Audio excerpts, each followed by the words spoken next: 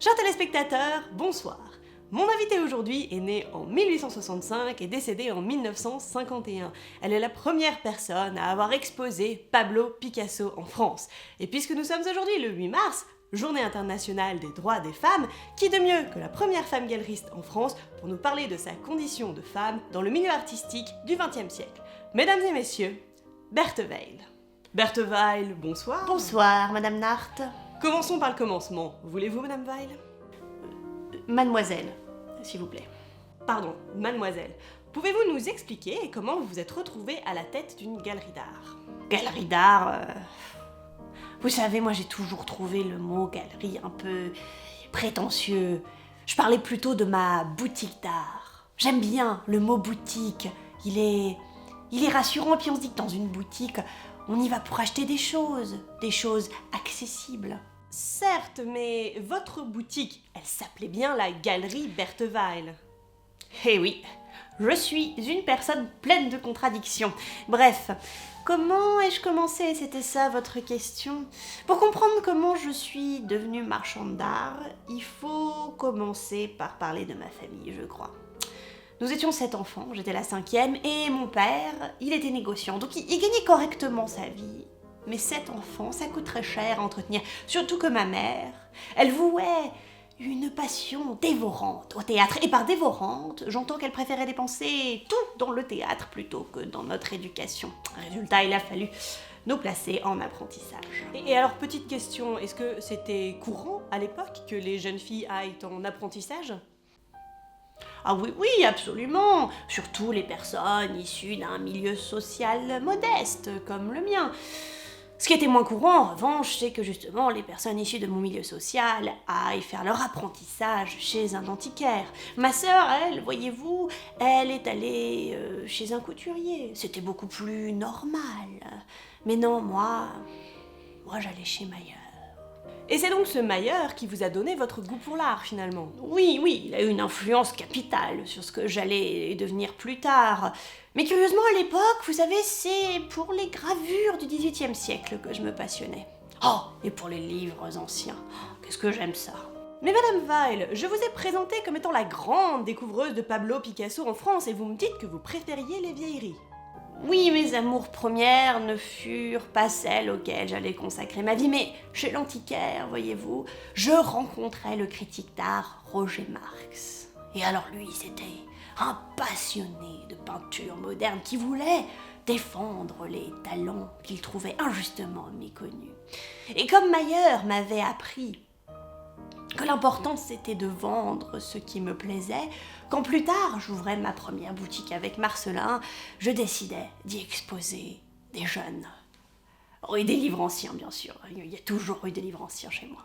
Et alors qui est donc ce Marcelin avec lequel vous ouvrez votre première boutique? Mon frère, c'était plus rassurant au début de l'avoir à mes côtés, et puis il avait quand même, je crois, un meilleur sens des affaires que moi, mais bon, on n'était pas toujours d'accord.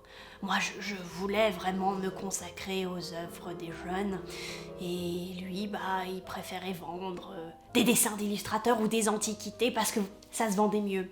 Mais bon, pendant un temps, quand même, il a accepté de vendre de la peinture moderne. Mais c'est vrai que ça se vendait bien au début parce que c'était pas cher à cette époque-là, une toile de Picasso. C'est difficile de nos jours d'imaginer que les toiles de Pablo Picasso aient pu être abordables. Mais dites-moi, donc, quand vous vous séparez de votre frère, que vous décidez de vous lancer seul et de soutenir les jeunes artistes de Montmartre, comment vous y prenez-vous? Parce que c'était un risque important, mais est-ce que c'était un risque calculé de votre part?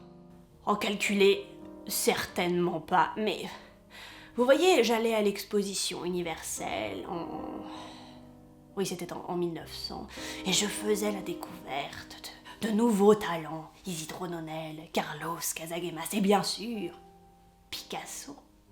J'étais la première à vendre une de ses toiles en France, figurez-vous. Oh, quel peintre, quel éblouissement! Il fallait que quelqu'un donne de la visibilité à ces jeunes artistes qui en méritaient beaucoup plus. Alors moi, hop, j'ai fait de la place dans ma boutique, je l'ai réaménagée et elle est devenue la première galerie d'art dédiée aux jeunes talents en France. C'était quand même, je trouve, assez révolutionnaire de votre part. Et comment le public a-t-il réagi alors à cette nouvelle peinture?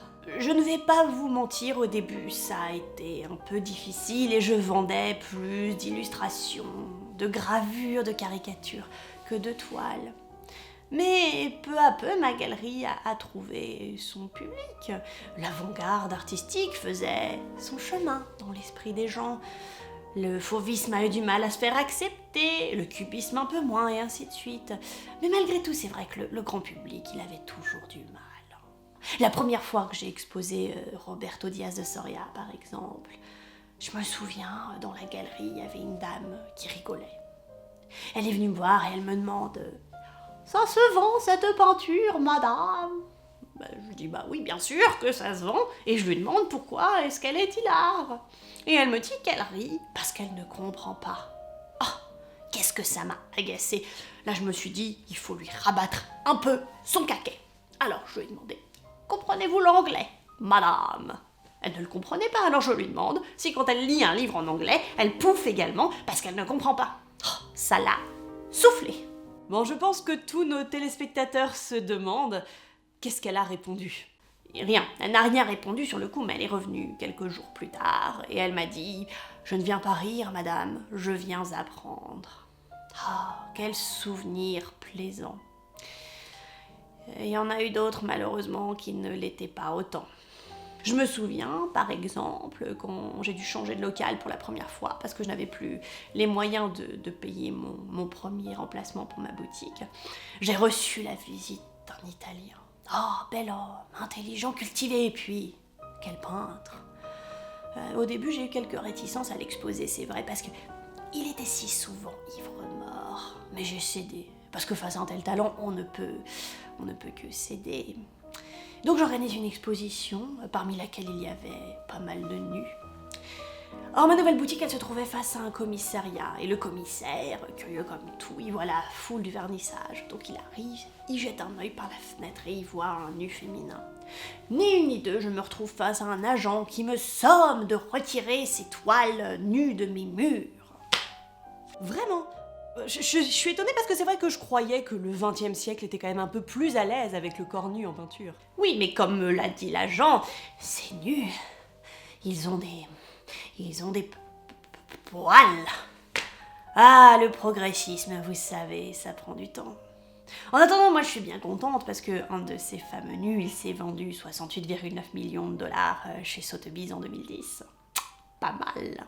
On peut quand même dire que vous avez un sacré flair pour débusquer les talents. Oui, mais quelle tristesse. Modigliani, il est mort dans la misère. Il y avait certains, des jeunes artistes, qui ont réussi à s'extirper de leur piole sordide de Montmartre, qui ont arrêté de noyer leur talent dans l'alcool, mais d'autres comme lui. Ça me fend le cœur parce que moi c'est pour eux que je travaille. C'est leur succès qui m'importe, pas le mien. Moi, pas le mien. Mais Madame Veil, pensez-vous que votre entreprise a été un succès? Je veux dire, on connaît le nom de vos artistes, mais on ne vous connaît pas vous. Mais non, moi je voulais montrer leur art, c'est tout. Je voulais que leur talent soit reconnu. Et pour la dernière fois, s'il vous plaît, c'est mademoiselle. Oh, pardon, c'est juste que de nos jours, en fait, on considère que employer mademoiselle est assez sexiste parce qu'il n'y a pas de raison de faire une distinction entre une femme qui est mariée et une femme qui ne l'est pas. Et c'est une très bonne chose, mais comprenez ceci. C'était un choix, et un choix difficile de ma part, de ne pas être mariée. Ma propre mère m'a traitée si durement, et les choses qu'on disait sur moi, on me disait incapable d'aimer un homme, ou alors on disait que ma relation amicale avec la peintre Émilie Charmy, c'était plus que de l'amitié, car comment pouvais-je juste choisir de ne pas être mariée? Non, fallait qu'il y ait une raison derrière tout ça. Alors que moi, j'en ai aimé des hommes. Mais c'est juste que je ne voulais pas me marier parce que si je me mariais avec eux, je perdais mon indépendance. Je ne pouvais plus toucher un salaire. Je ne pouvais plus disposer librement de mes biens. Je ne pouvais plus me défendre juridiquement. Alors oui, c'était dur de choisir de rester vieille fille, comme on disait à l'époque, dans un milieu misogyne. Et je n'ai jamais hésité en plus à l'appeler misogyne. Je me suis pas fait que des amis. Je vois.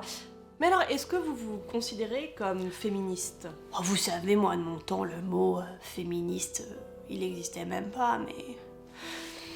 Ouais, je crois qu'on peut dire ça, parce que ma volonté de rester indépendante, c'était assez féministe finalement. Le fait que je veuille exposer autant d'artistes femmes que d'artistes hommes dans ma boutique, ça aussi, c'était féministe. Même quand j'ai adopté la mode à la garçonne, je crois qu'on peut dire que c'était féministe. Hein. Mais est-ce que c'est ça qu'on doit retenir de moi? Que j'étais féministe? C'est une excellente question. Que doit-on retenir de vous? Vous êtes une figure quand même assez méconnue, qui a pourtant joué un rôle crucial dans la reconnaissance des avant-gardes artistiques en France, mais vous êtes aussi d'une modestie qui force le respect. Certains de vos concurrents n'ont pas hésité à se mettre plus en avant et même à traîner votre nom dans la boue. Je pense notamment à vos galères financières qui vous ont valu l'image d'une personne incompétente.